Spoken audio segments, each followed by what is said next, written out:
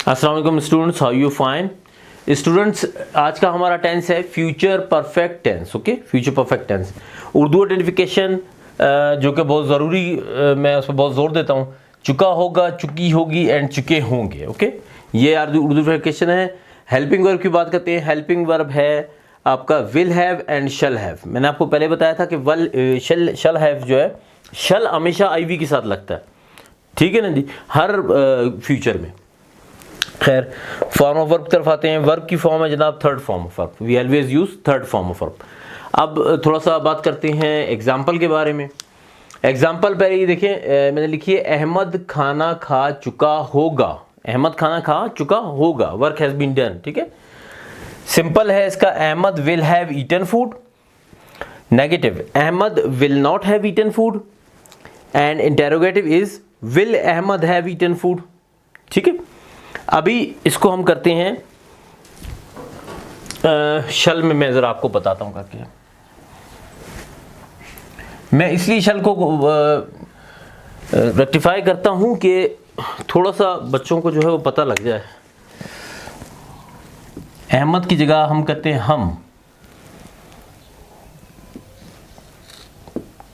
हम खाना खा चुके होंगे। ओके,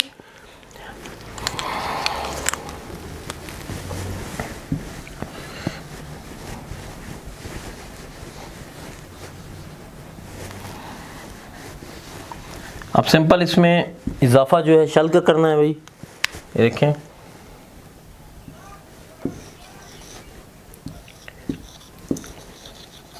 इसका जनाब सिंपल हो गया, Ahmad shall have eaten food. ठीक है, अहमद कह रहा हूं मैं, sorry, we shall have eaten food. और नेगेटिव होगा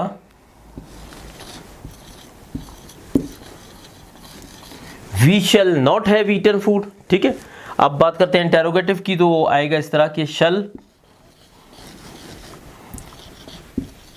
वी हैव ईटन फूड।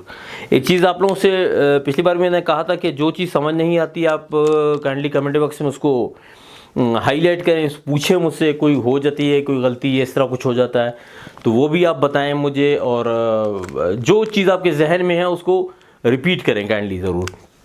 एक और ज़रूरी बात है, जब मैं हमेशा स्टूडेंट्स को कहता हूँ कि इसकी सेंटेंस अभी बना लें। देखें, टाइम इज़ शॉर्ट सबके लिए, तो अभी आप वीडियो देख रहे हैं मेरी, इसी टाइम सेंटेंस बनाएं, इसी टाइम सेंटेंस बनाएं, इसी टाइम इसको चेंज करें, पॉज कर लें, आप देखें यार कि कहीं मुझसे गलती तो नहीं हो रही है, कुछ ऐसा फॉल्ट तो नहीं हो रहा।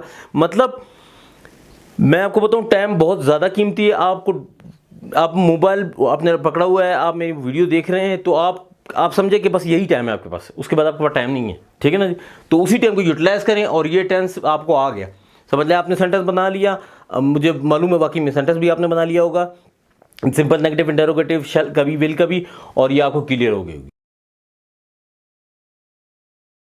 Today structure of the day is no longer, mean the structure is no longer, the meaning of no longer is no more. मतलब नो लॉन्गर नहीं रहा या नहीं है, लाइक दिस।